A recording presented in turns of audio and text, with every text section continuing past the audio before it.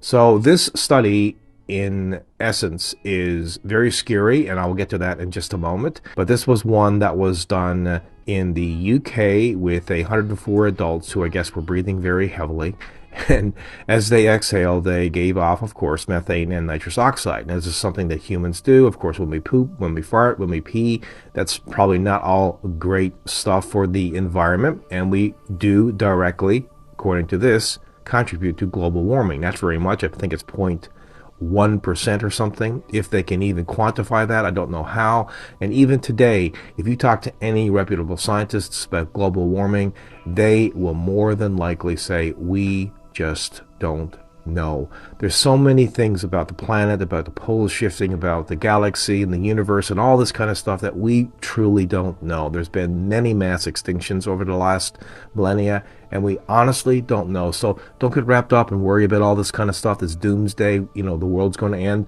What I worry about, in all honesty, here is that the elites get hold of this information and they think, oh, maybe depopulation, and maybe we'll implement masks, and maybe we will try and confine people and restrict people and do things to save the planet. And of course, there's nothing wrong with saving the planet, but there is something wrong about making everyone poor. And I will tell you how they will deal with this, like they're dealing with carbon, which, by the way, is the building block of life. There's nothing wrong with carbon.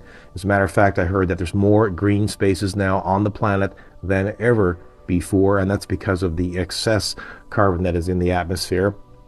And by the way, there's been more ice ages, glaciation that's happened over the history of the planet than not. So there could be another glaciation coming. What we're going to do then, it will be another agenda. Then, of course, if it's going to a cold spurt, we will burn excess amounts of carbon in order to heat the planet up. So, on one side of it, it's like all this doomsday where, the planet's going to end and we have to do these drastic measures.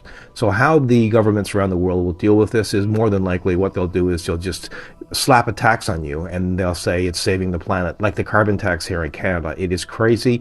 It makes up a big percentage of the bill. And when we are doing it, and a few other countries are doing it, but countries like India, China, and Russia are not doing it. It is absolutely useless for the planet. We live on the same planet. So we're, going literally poor because of all these taxes. And, if we were all kind of doing it, and even then it wouldn't make sense, because what's the point of becoming developed and then, becoming absolutely poverty-stricken because of all the costs of energy and taxes and alternative sources of energy that really are not fundamental and are not backup systems, like, for example, gas, petroleum overall, gas and diesel, things that are very reliable, like coal in some countries. So yeah, we have to go green, but we have to be very careful, and it's going to take a little while to do so. So what do you think about this study? I thought it was interesting. That's why